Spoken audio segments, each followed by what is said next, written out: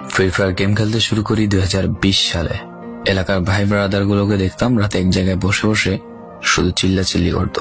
একদিক দিয়ে ভালো লাগতো, অন্যদিক দিয়ে মনে হতো এরা এমন চিল্লাচিল্লি কেন করে, চারজন করে।